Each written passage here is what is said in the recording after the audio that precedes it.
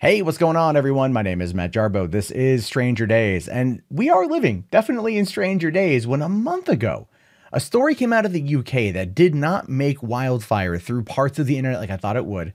I just discovered it today, but apparently there's a new law that's going to be under review in the UK that is going to consider misogyny and ageism for hate crimes. Now, I know what you're thinking, why are you excited about misogyny being labeled as a hate crime? Well, it's not just misogyny that's going to be labeled as a hate crime. It's also misandry, which is something that feminists act like is a boogeyman that they keep trying to say doesn't exist. You know what I mean?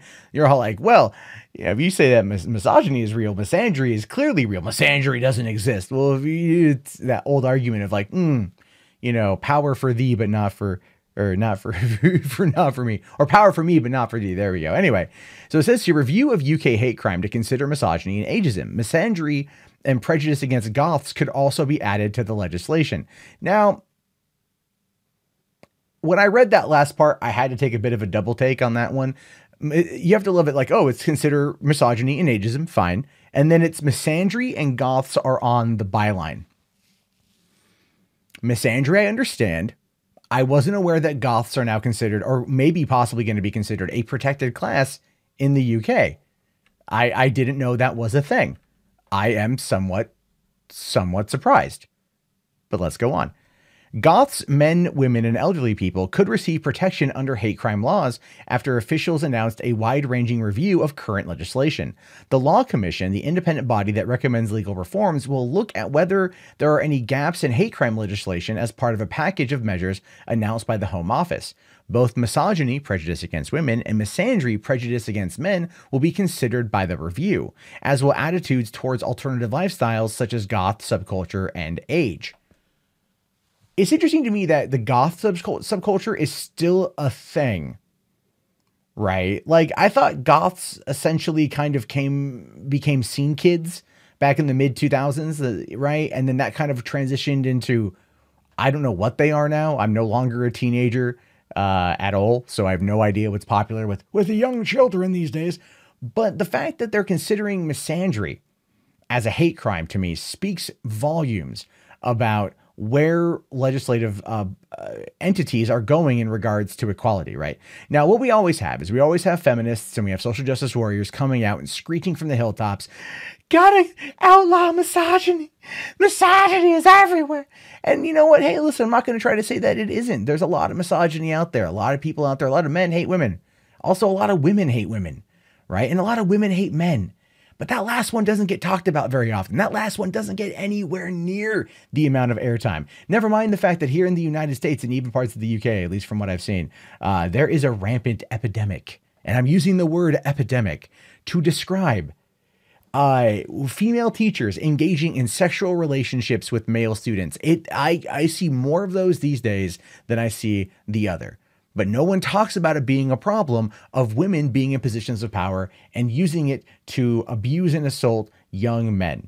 No one ever cares about that, right? No one ever cares about that. No one ever gives it the right type of day that it needs. But if it's a male teacher and a female student, oh dear God, you will hear about it on the nightly news until the end of time. That, in my opinion, is a clear definition of misandry, that men do not get treated, especially young men, vulnerable men, do not get treated the same way in the exact same situation. Never mind a biological makeup of puberty. Women hit puberty before men. So wouldn't they be able to make those choices about their body before men would be able to? But nope, I'm just saying, nope. It's all under the law. And I'm fine with that. Keep the age of consent where it's at. Keep it where it's at. Don't change that shit. I don't want that changed.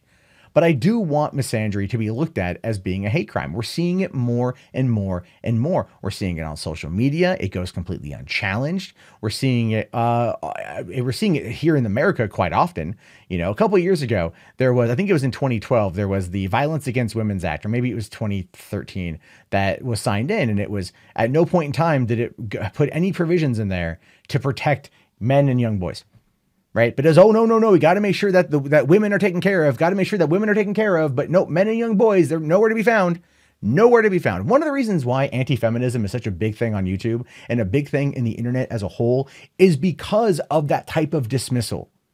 When you have half the population screaming, I need help, and the other population, half the population goes like, wait, hold on, I could use it as well because we're also in a situation where it can impact me negatively. And the other half's like, patriarchy. You know, it causes people to go out there and say, wait a minute, this is a problem. This is a problem. This is an issue. At least the Law Commission, whether or not they're going to do it. The article was from a month ago. I saw a follow-up article on The Guardian that was like, oh, men are victims now, because that's the type of negative narrative that you're going to see. That's the type of narrative is going to come out of this. Oh, men are victims now. Oh, I see. Oh, yes. Oh, no, no. No, men can be. Not every man's a victim. Not every woman's a victim, but they can be. Why aren't there equal protections for both? Why aren't there equal protections, right? I've got an 11-month-old daughter. I want the same protections for her if I would have had a son. Why is it that a crime to ask for? Now, there are people out there that will argue, but haven't women been asking for that for a long time? Isn't that the very definition of feminism, to push equality?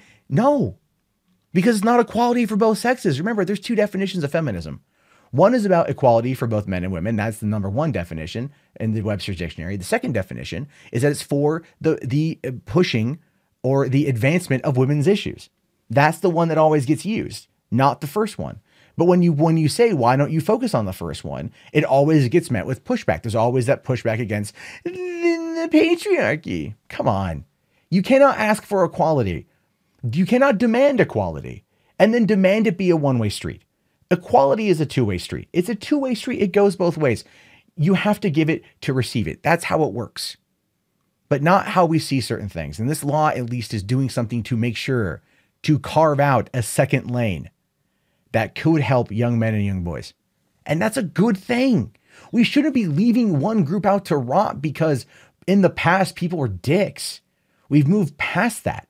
But no. It's a power grab. It's all narrative. It's all politics. It's all identity theater is all it is. Because even the article here goes on to say, race, religion, trans identity, sexual orientation, and disability are the so-called protected characteristics under the current legislation. The Home Secretary, Sajid Javid, said hate crimes go directly against the long-standing British values of unity, tolerance, and mutual respect. I am committed to stamping the sickening behavior out. Our Refresh Action Plan sets out how we will tackle the root causes of prejudice and racism, support hate crime victims, and ensure offenders the full force of the law. And that's good. That's good that this guy recognizes, he understands that there is in fact